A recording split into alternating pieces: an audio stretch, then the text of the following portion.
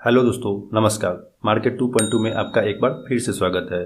पिछले वीडियो में हमने आपको डिविडेंड क्या है और हम इसके आधार पर किस तरह से किसी भी कंपनी में निवेश का एक अनुमान लगा सकते हैं, इसके बारे में सीखा था।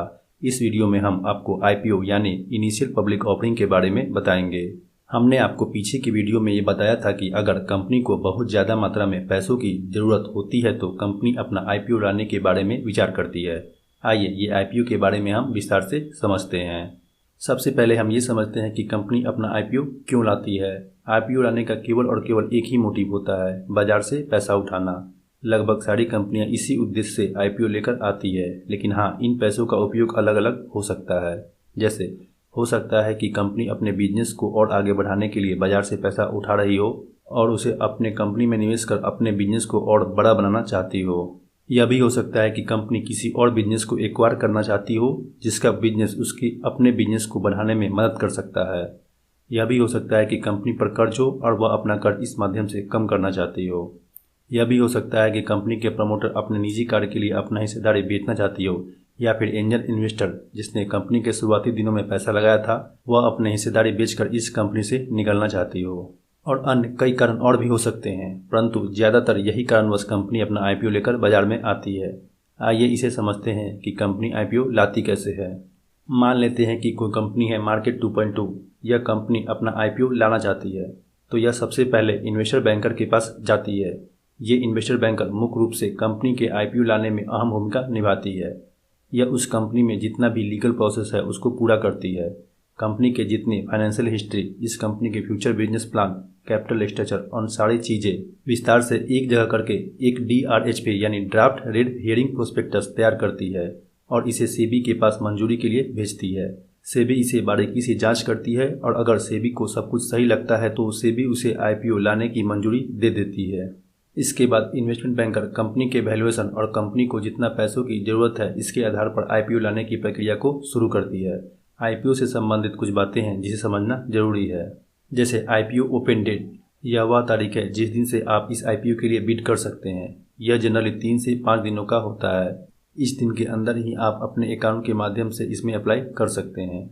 अगला है आईपीओ क्लोजिंग डेट, यह वह तारीख है जिस दिन यह आईपीओ क्लोज हो जाता है। अगला है अलॉटमेंट डेट, यह वह तारीख है जिस दिन आपको शेयर अलॉट होता है। अगला है रिफंड डेट, यह वह तारीख है जिस दिन आपको आपका पैसा रिफंड हो जाता है अगर आपको शेयर का अलॉटमेंट नहीं होता है तो। अगला है लिस्टिंग डेट, इस डेट को शेयर बीएसई या एनएसई और बीएसई पर ट्रेडिंग के लिए लिस्ट हो जाता है। अगला है प्राइस बैंड, यह एक राशि होता है, जैसे मान लेते हैं 695 से 735। इसमें जो 695 है उसे फ्लोर प्राइस कहते हैं और जो 735 है उसे कैप प्राइस कहते हैं। इसका अंतर 20% से ज़्यादा नहीं हो सकता है। आप इसमें अपने इच्छा अनुसार इसी के बीच प्राइस को चुनकर बिड कर सकते हैं, पर मैं आपको सजेस्ट करता हूं कि जब भी आप बिड करें तो हमेशा कट ऑफ प्राइस को ही सिलेक्ट करें। कट ऑफ प्राइस वह प्राइस होता है जिस भाव पर कंपनी अपना शेयर अलॉट करती है। यह cut off price number of bidding application के आधार पर तय होता है। ज़्यादातर केस में कैप प्राइस ही कट ऑफ प्राइस होता है। ये कट ऑफ प्राइस का ऑप्शन आपको तभी मिलेगा जब आप रिटेल कैटेगरी में अप्लाई करेंगे। रिटेल कैटेगरी में आप तभी माने जाएंगे जब आपका बिडिंग वैल्यू 2 लाख से नीचे हो। अगर आपका बिडिंग वैल्यू 2 लाख से ऊपर है तो आप नॉन इंस्टीट्यूशनल कैटेगरी में माने जाएंगे। वहां पर आपको कट ऑफ प्राइस का ऑप्शन नहीं मिलेगा। आपको वहां खुद से प्राइस बैंड के बीच एक प्राइस चुनना होगा। अगर आप इस कैटेगरी में आवेदन करेंगे तो आप कैप प्राइस को ही चुने, जिससे आपको शेयर अलॉटमेंट का चांस ज़्यादा हो सके। अगला है लॉट साइज। आप आईपीओ में 1 या 2 शेयर नहीं खरीद सकते, आपको यहाँ लॉट में ही बिड करना होगा। जनरली एक लॉट का वैल्यू ज़्यादा से ज़्यादा 15,000 रुपया तक हो सकता है। जैसे मान लेते हैं कि कोई आईपीओ का प्राइस बैंड 695 से 735 है। अगर हम इसके कैप प्राइस को ले लेते हैं तो इस आईपीओ के एक लॉट में शेयरों की संख्या होगी 15,000/735 इक्वल टू 20.40। अब इसका राउंड फिगर लेते हैं तो 20 आएगा, यानी इस कंपनी के एक लॉट में 20 शेयर होंगे और इसका बिडिंग के लिए आपको कम से कम 20 गुना 735 इक्वल टू 14,700, यानी इसके लिए आपको 14,700 रुपये की आवश्यकता होगी।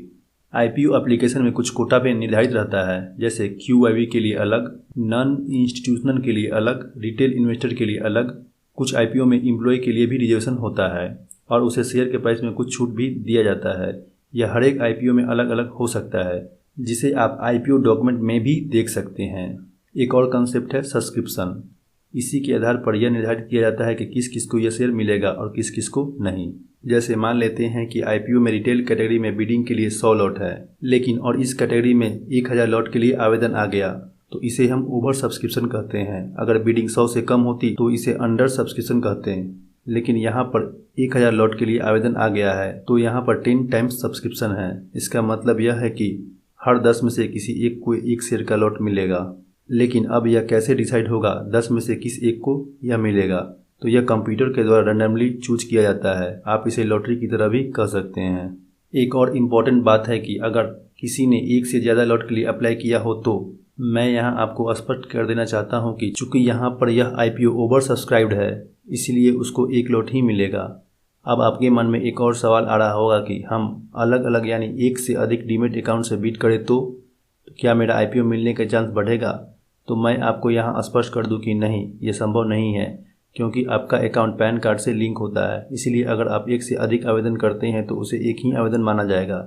लेकिन हाँ, आप इसे अपने किसी फैमिली मेम्बर का अकाउंट बनाकर अप्लाई कर सकते हैं, जिससे आपका अलॉटमेंट का चांस जरूर बढ़ जाएगा।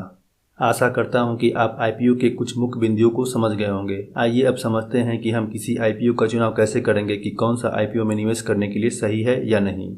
इस बात को समझने के लिए सबसे पहले हमें यह समझना होगा कि टेक्निकल एनालिसिस और फंडामेंटल एनालिसिस क्या है। आइए इसे एक कहानी की मदद से समझते हैं। मान लेते हैं कि आप किसी ट्रेन से यात्रा कर रहे हैं और आप अपने स्टेशन पर पहुंच गए, लेकिन आप उस स्टेशन पर पहली बार गए हैं और आपको उस स्टेशन से बाहर निकलने का रास्ता नहीं मालूम है। तो आप एक काम कर सकते हैं कि उस स्टेशन पर और भी यात्री उतरे होंगे, तो आप उनके पीछे पीछे चलकर उस स्टेशन से आसानी से बाहर निकल सकते हैं। एक और तरीका है, आप उस स्टेशन के मैप में उसके एंट्री पॉइंट और एग्जिट पॉइंट को समझकर भी उस स्टेशन से बाहर निकल सकते हैं। आपने यहाँ पर 2 तरीकों से निकलने के बारे में सीखा।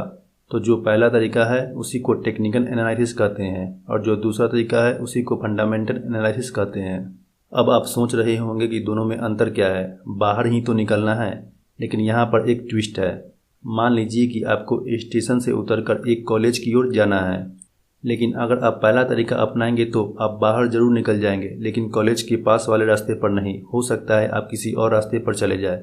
यहीं पर फंडामेंटल एनालिसिस टेक्निकल एनालिसिस से बिल्कुल भिन्न है। अगर आप यहाँ पर फंडामेंटल एनालिसिस का यूज करते तो निश्चित रूप से आप कॉलेज के पास वाले रास्ते पर ही निकलते। यही कॉन्सेप्ट शेयर मार्केट में शेयर के चुनाव या फिर आईपीओ में अप्लाई करने के लिए यूज होता है। अब आइए इसे समझते हैं कि हम आईपीओ के चुनाव में हम कैसे इसका उपयोग कर सकते हैं। सबसे पहले हम इसके टेक्निकल कॉन्सेप्ट को समझते हैं। अगर आप किसी भी आईपीओ में निवेश करना चाहते हैं तो आपको उस आईपीओ के ग्रे मार्केट प्रीमियम को समझना होगा। अब ये ग्रे मार्केट क्या होता है, आइए इसे समझते हैं। आपने व्हाइट मनी सुना होगा, यह वो पैसा होता है जो लीगल रूप से कमाया गया है। आपने ब्लैक मनी भी सुना होगा, यह वो पैसा है जो इलीगल रूप से कमाया गया है। ग्रे मार्केट इसी के बीच का कॉन्सेप्ट है। आसान भाषा में कहे तो यह ना लीगल होता है और ना इलीगल, यह बीच का भाग होता है। आईपीओ आने के पहले लोग एक दूसरे से या फिर किसी इंस्टीट्यूशन या फिर कोई थर्ड पार्टी की मदद से इसके शेयर की खरीद बिक्री करता है। यह किसी भी तरह से कोई रिटर्न एग्रीमेंट नहीं होता है, यह केवल आपकी बात पर ही निर्भर करता है। यहाँ पर थर्ड पार्टी के द्वारा एक राशि तय कर दी जाती है जो डिमांड और सप्लाई के आधार पर या आईपीओ के मार्केट सेंटीमेंट के आधार पर तय होता है। इसी को कहते हैं ग्रे मार्केट। मगर मैं एक बात आपको स्पष्ट कर देना चाहता हूँ कि आप इस मार्केट में कभी भी ट्रेड ना करें, क्योंकि इसमें सेबी का कोई भी रेगुलेशन नहीं होता है, इसलिए इसमें धोखाधड़ी की संभावना अधिक होती है। पर हाँ, आप इसके केवल भाव पर नजर रखिए, जिससे आपको किसी आईपीओ के ग्रे मार्केट के भाव का पता चल सके। अब आप ग्रे मार्केट को समझ गए होंगे। चलिए आगे बढ़ते हैं। मान लेते हैं कि कोई आईपीओ का कैप प्राइस है 735 और इसका भाव ग्रे मार्केट में 1100 है, जो लगभग 365 रुपया ज़्यादा है।